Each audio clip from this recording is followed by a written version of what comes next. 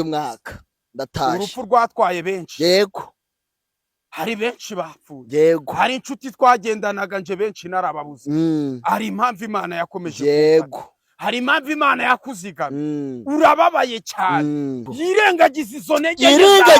Yirengagiza ibyo byaha byawe. Ahubwo nk'uko imbabazi zayo zahoze kuva kera. N'uyu munsi abari byikwibuka. Amavuta y'Imana. Turabizi yuko turi abanyabyaha.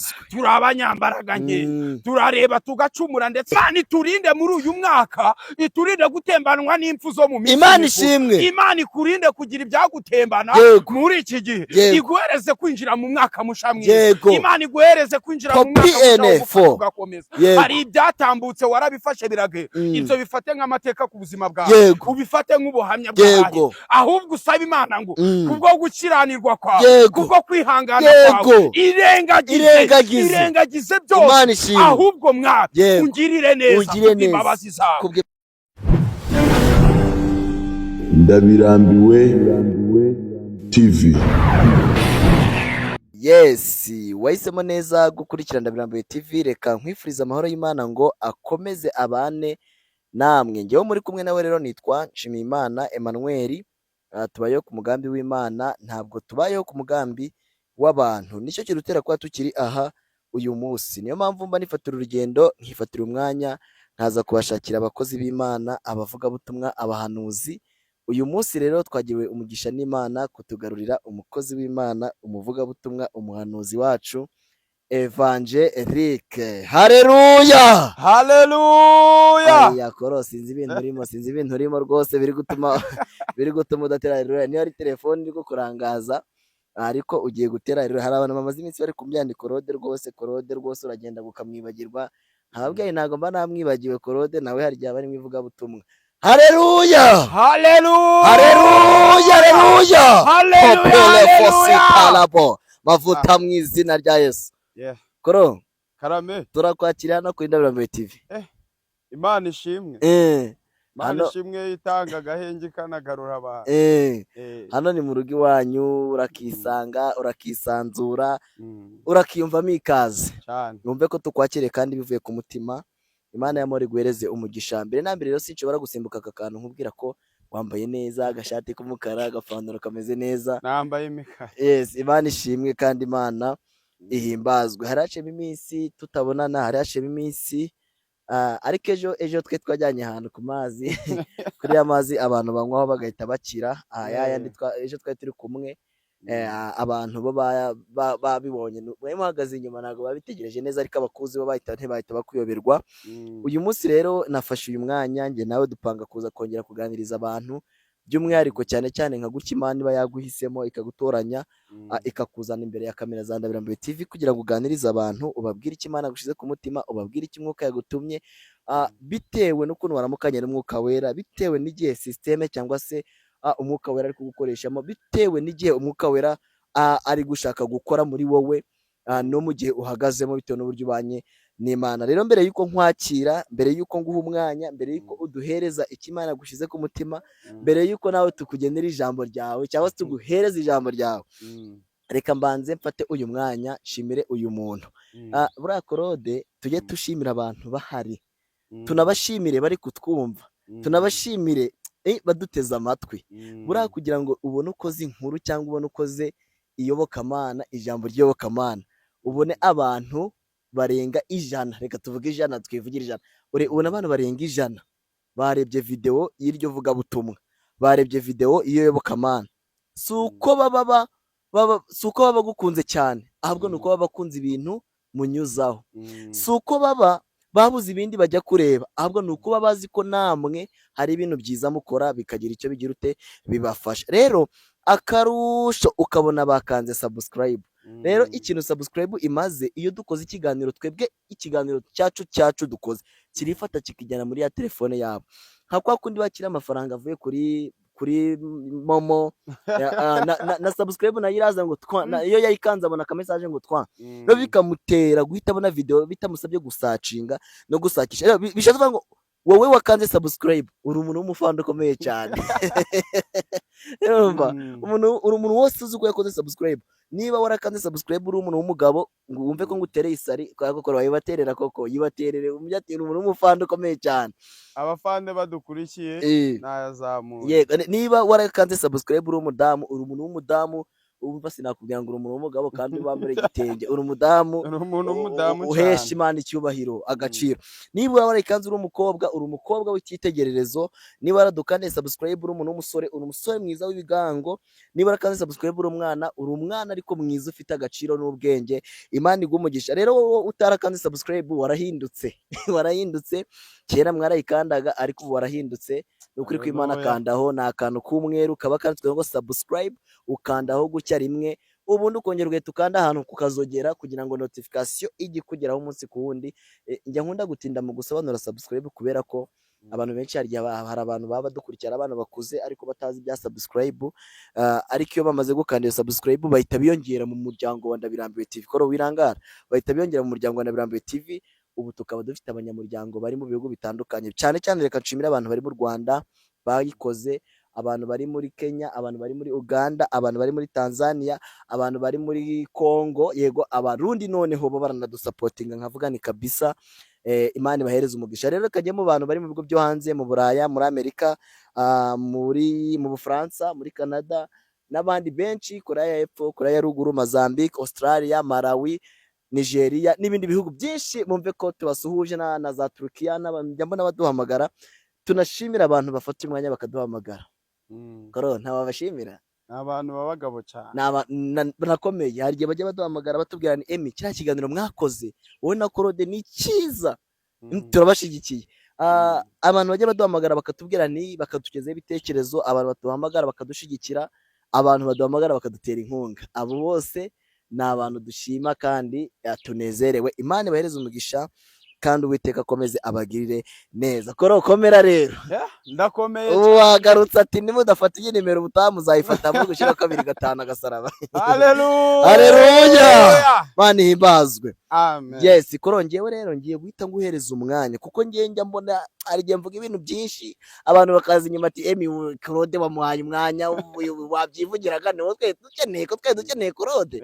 Harobetse gukoresha ikiganiro barambwira wowe wamwimye ijambo wivugiraga uvavuga gutugambo nta tugambo nongera kuvuga. Ngiye kukwakira utugeze ikimana gushize ku mutima aho biri ngombwa cyangwa se urakenera ko nge nkubaza bitewe nuko uratubwira.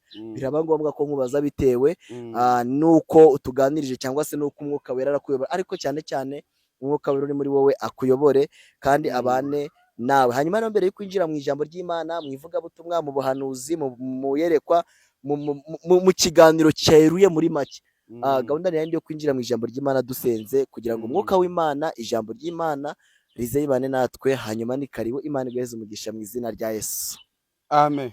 Amen. Mana data mu izina rya Yesu uri Imana igira neza. Nanone turakubashe turi imbere yawe duciye bugufi dupfukamishije amavi y'imibiri n'amavi y'imitima kugira ngo mwami ubashe gushimirwa ineza yawe watugiriye. Izina ryawe nirishimwe. Amen. Ushimwe yuko tutatwawe n'ukwezi gutambutse. Mwami ushimwe yuko wakomeje kutwimana turi abanyabyaha. Izina ryawe nirhabwe. Haleluya. Wakomeza kuturinda ico waturindiye ukidukoreshe mu izina rya Yesu. Amen.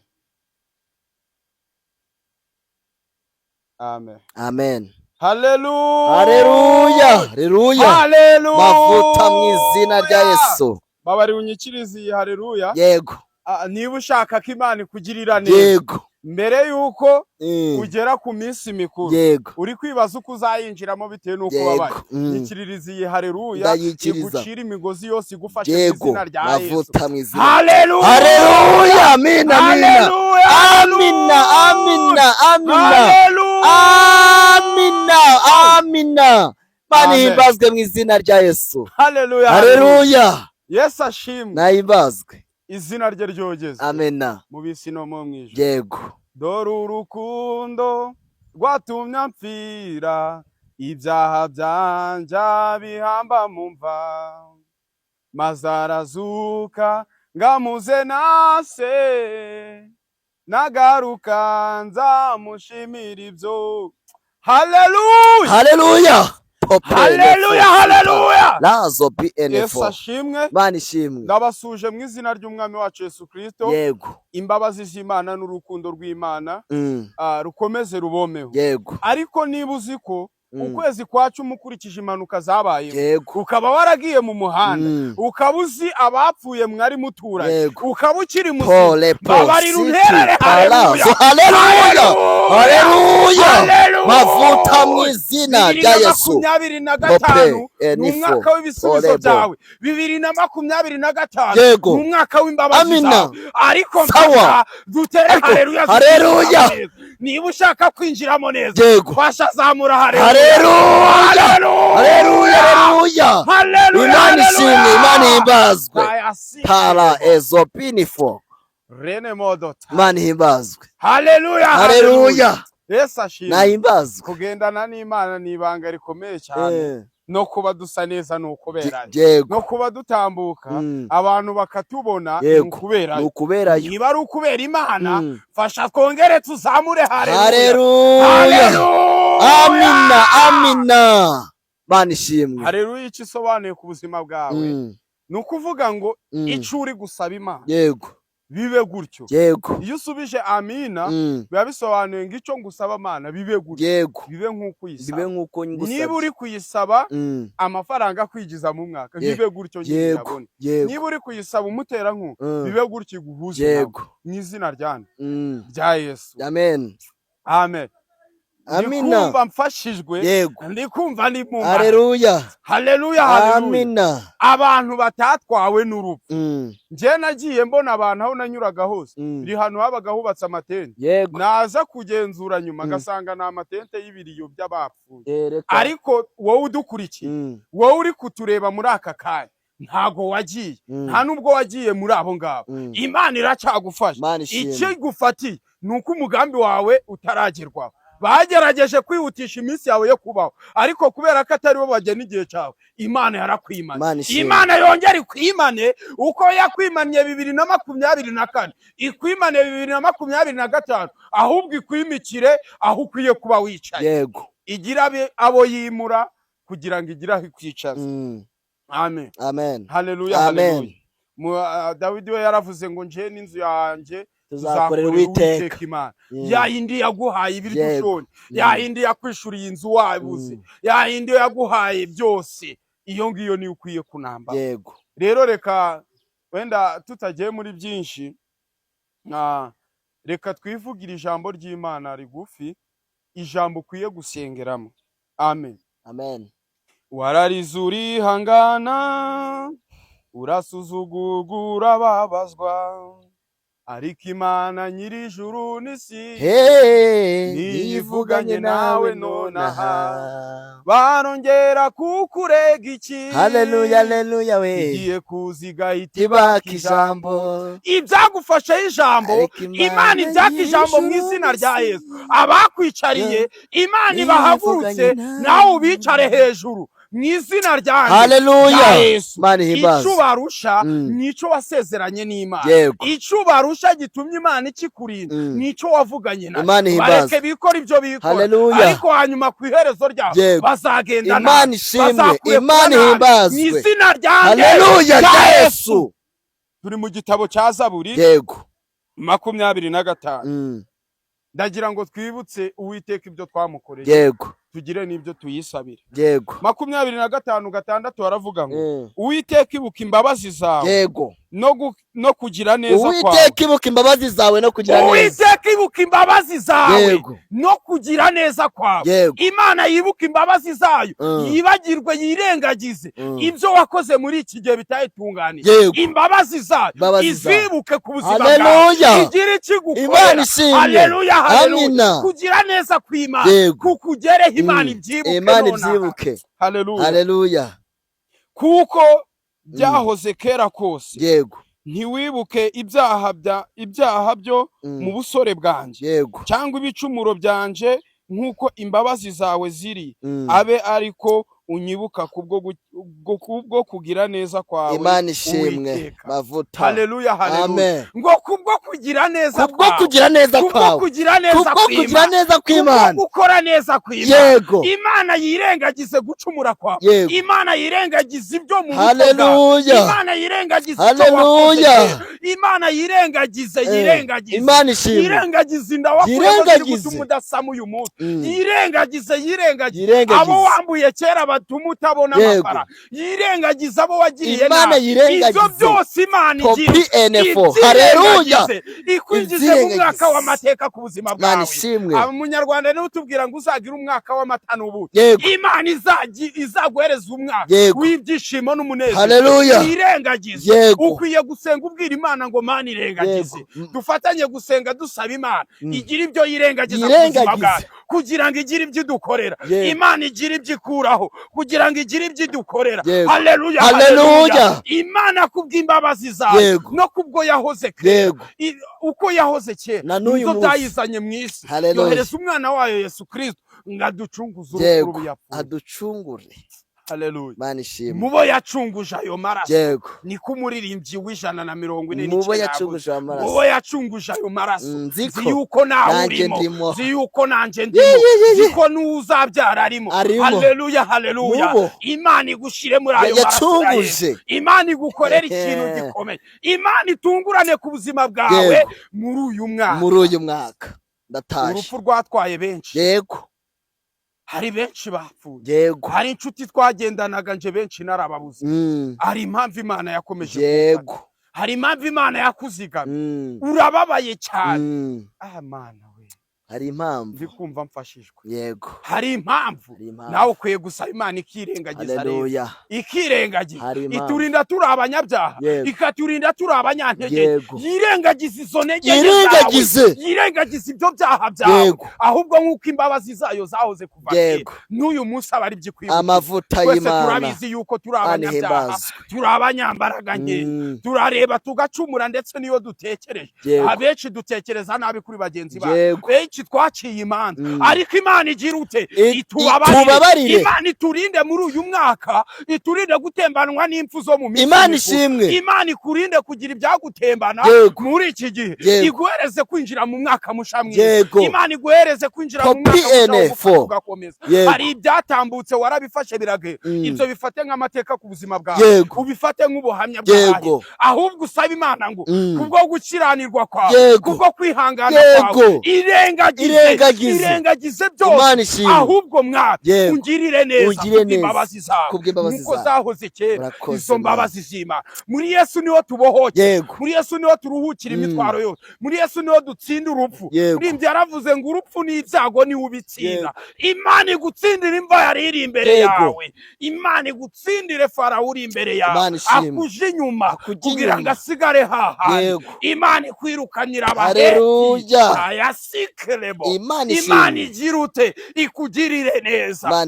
Mavuta yo kubabwira ko musaba Imana. Ndafashijwe. Musabe ico muzasaba muzagihabwa. Muzabikore mwizeye. Jewe mbasabiye ngo Imana yirengagize gucumura kwawe. Imana yirengagize ibyo wakoze bya kamere, ahubwo kubw'imbabazi zayo izo yahoranye kera, uyu munsi kugirire neza. Nakubwiraga nanje nibwira. Imana iduhana umugisha. Sinivuga mbere yuko mvuga ijambo ry'Imana. Amazina ni yayandi ntago yahinduka. Haleluya. Ntihajyana igihinduka muzakimenya. Twiringire Claude Evangeliste. Ntagira n'igihinduka. Nzababwira. Cyangwa se byigaragaza. Yego. Ariko nzi neza ko Imana irigaragaza 2025. Reka bura 2020 reka ugira ikintu bimbwira 2025 bundi niki wayibwiraho abantu wenda tuvuye muri 2024. Yego tuvuye 2024. Ariko ntabwo tuzi, birashoboka ko tuzi ibyo twahuriyemo nabyo muri 2024. Tuzi intambara twanyuzemo 2024. Tuzi ubukene twagize 2024. Tuzi inzara yaturiye 2024. Bishaza ngo kuba tukiri hano uyu munsi turi 2024 kuko turi mu kwezi kwa 12. Ariko ntabwo kuba tuzi ibyo twanyuzemo cyangwa se ibyatubayeho, ntabwo tuzi imbere ngo bizaba bimeze gute, kuko ntabwo twe dushobora kureba imbere. Ahubwo data wo mu gihugu cyo mwijuru niwe ubasha kuturebera imbere. n'icyo watubwira cyangwa se n'icyo wabwira abantu 2025 abantu bayitege gute? Haleluya. Yego. Ndahangaha kuri kamera impamvu mbabwiye ijambo ryo gusaba Imana mwirengagiza gucumura kwayo. Imana imaje kubona ko twacumuye ariko twibagirwa uburyo bwo kuyisaba. Benshi twari twarabuze uburyo twayisaba. Reka nkubwire ngo 2025 Imana iguhisha icyo utigeze kubona, icyo utigeze kumva, nico Imana igiye kugira uti igiye kugukorera kubw'imbabazi zayo no kwihangana. Ndababwiye ngo uko igiye kuntungura nawe niko izagutungura. Hari ikikubikiye, hari kado igufitiye. 2025 amezi 3 ya mbere Imana igiye kugutunguza ikintu gikomeye mubo yacunguje mu maraso urimo, mubo yabikiye muri gakondo hahandi nawe urimo, nanjye ndimo mavuta y'Imana. Wabyumvise neza? Mubo yacungu jayo maraso ziuko nanjye ndimo. Haleluya. Mu basore ifite nawe igufitiye uwawe. Yego. Mu babosi bari gutanga akazi nawe uwawe iramufite. Yego. Imana igiye kuguza nawe rero. Yego. Mu yandi magambo Imana igiye gufata igitangaza cyanjye cyawe iguhuze nacyo. Yego. Ukeneye umuntu umwe uhindura ubuzima bwawe. Ubwo ni Imana iguhaye 2025. Hari ibyo wakoze biranga ariko Imana iguhaye umufasha wo kugufasha kubikora mu izina ryande rya Yesu. Ababwiraga nje nari ndi mu masengesho y'iminsi 30 kuva ku itariki ya mbere z'ukwezi kwa 12 kugeza ku itariki ya 30 twinjira mu minsi mikuru yo gusoza umwaka ku itariki ya mbere. Aya masengesho nayagiriyemo ibihe byiza. Nasuye abavandimwe, abantu batuye mu burasirazuba mu karere ka Gatsibo, hari abo twabanye, n'abashimira cyane bangejeje ahantu mu butayu, ngezeyo ndahakunda cyane ndahishimira. Yego. Abahazi muzabaze ngo ku bitare bya Ruganzu aho Claude yasengeyeyo. Bakubonye bari bakubonye hano kuri Rambe TV. Baragwamagara ati vayo uzadusengere. Ngomba kujyayo. Uragiye. Reka mbatangarize yuko umuzimu nari ngiye kwicara hwe. Yego. Yes, hanyuma rero niyo mpamvu nanjye mitafata umwanya nkavuganira rero Claude ntabwo ashobora kuducika adatanze nimero ye kuko abantu benshi barazana Emi ni ukuri kw'Imana Claude nimero ye twayibuze kandi iri mu kiganiro. Bamwe mwumva ikiganiro mwebwe bamushaka nimero cyane ariko mutabashe kumva icyo Claude yavuze. Baba bashaka ngize mbere kandi nababwiye ko ntivuga mbere yo kuvugira iyantu. Ugomba rero kubanza wumva iby'iyantu. Paulo yaravuze ngo sinjuriho ahubwo ni Kristo uri muri. Yego. Ibyo byose mbikora ku bwa Kristo uri muri nje, ntago mbikora kuberanye. Niyo mpamvu nje nzi nyuma ya byose. Yego.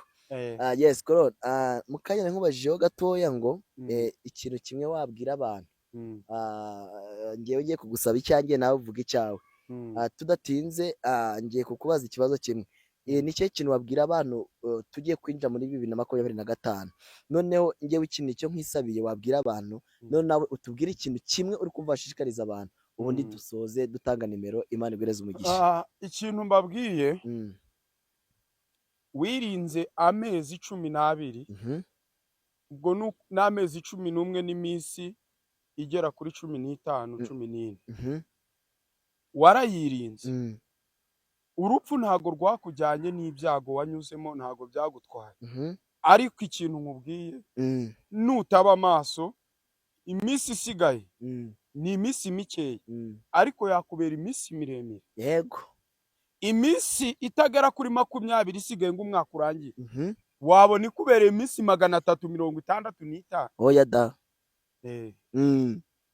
Navuze ngo nidusenga tubwire Imana yirengagize. Yego. Hari ibyo rero urimo uyu mwanya bishobora gutuma iminsi yawe iba miremire. Nakubwira ngo usenge ubwira Imana igira ibyo ureka, kubera ko mubo Satani ari gusaba nawe ushobora kuba urimo kubw'ikigeragezo urimo. Ahubwo nakubwira ngo senga Imana, wirinde gusakuriza mu kigeragezo, kubera ko hanyuma yo kugeragezwa Imana igiye kugushumbusha. Ariko nutaba amaso Satani arakujyana. Yego. Reka twinjiye mu mwanya gutanga nimero ya Claude, nyuma abantu badukurikira, abantu babana natwe, abantu badushigikira bifuza gusengana nawe cyangwa bifuza gusengana natwe muri rusange biremewe. Reka dutange nimero yawe Claude, Imana iguhereze umugisha. Nimero yanjye ni 0788 76 21 983. Urayisubiramo? 0788 76 21 983. Abari hanze murabizi ko kode yo mu Rwanda ari +25. Yego, bagomba kukibuka +25. Mbabwire ko iri jambo mbasomeye rije nicaye kuri izi kamera. Yego, iryo nabateguriye kubera ko ntago twe twitegurira ahubwo dutegurirwa niyaduhamagara. Imana ishimwe. Icyo Imana impaye nicyo mbabwiye, ni mucakire mu izina rya Yesu, kandi nzi ko birafasha benshi. Yego, ndashaka ngo ushaka ko dufatanya tugasenga wahamagara iyo nimero. Ubuhamya, impamvu tutaraza nabo gutanga ubuhamya Imana iracyakusanya ni bwinshi. Yego, ariko nzi ko hari abakize ku bw'amaraso ya Kristo babikuye kuri izi kamera. Yego, hari abasamye babikuye kuri izi kamera. Abo ngabo bariyizi twarabanye.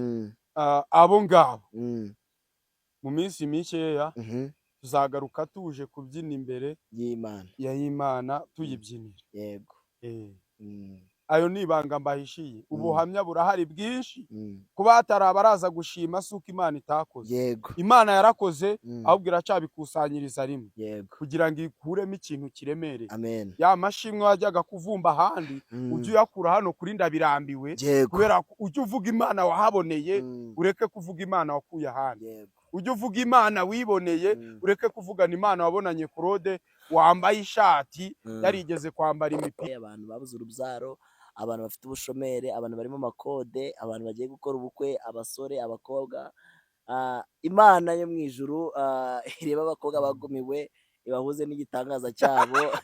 Abo ngabo ni Imana ije gusetsa. Abo ngabo ntago bacitwa bagumiwe.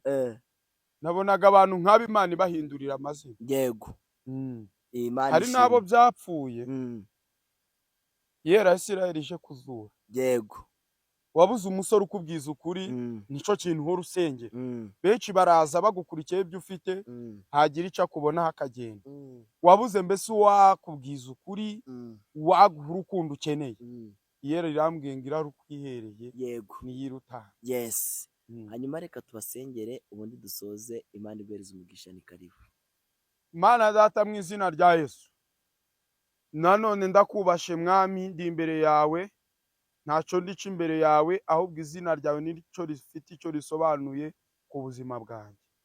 Ngaho Mwami, ibyo wasobanuye kuri nge, manuka ubisobanurire ubwoko bwawe. Sobanurira abakobwa babuze abagabo, bageze igihe cyo kwiheba, kandi muri stoke yawe ufitemo abagabo benshi. Mwami, ndasenze ngo buri wese umuze n'igitangaza ari gusaba. Uyu mwaka urangire benshi bafite amashimwe, abandi tuzawutangirana amashimwe.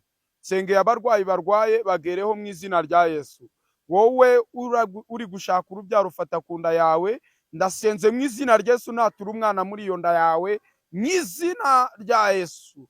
Wagerageje kenshi biranga, ariko akira gusama mu izina rya Yesu. Urakoze Data yuko wumvise gusaba kwacu, urakoze yuko wabanye natwe mu izina rya Yesu. Amen.